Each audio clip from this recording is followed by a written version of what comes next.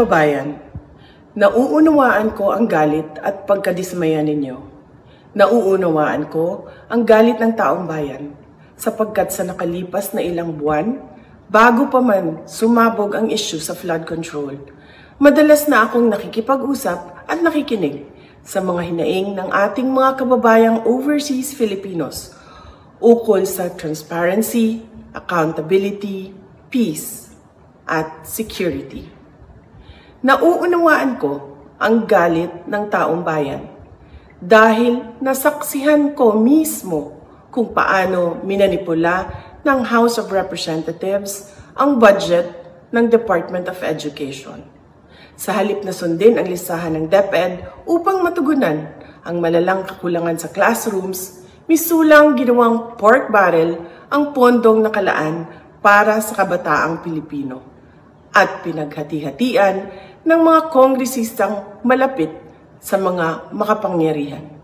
Pinili kong huwag sumali sa panggagago sa taong bayan. Sa aking pagbitiw bilang kalihim ng DepEd, ininda ko ang kaliwat kanan na atake kasama na ang impeachment para lamang mapagtakpan nila ang katiwalian sa 2025 budget.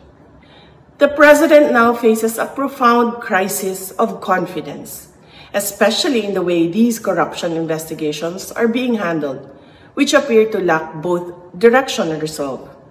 We also seek clear answers on how a budget that deprived Filipinos of billions and billions of pesos was approved under his watch.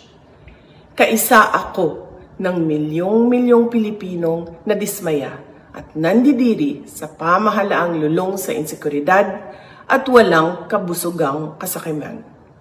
Ang karapatan nating magsalita at magpahayag ang sandigan ng demokrasya. Dapat itong pakinggan ng pamahalaan, hindi para isantabi at baliwalain lamang.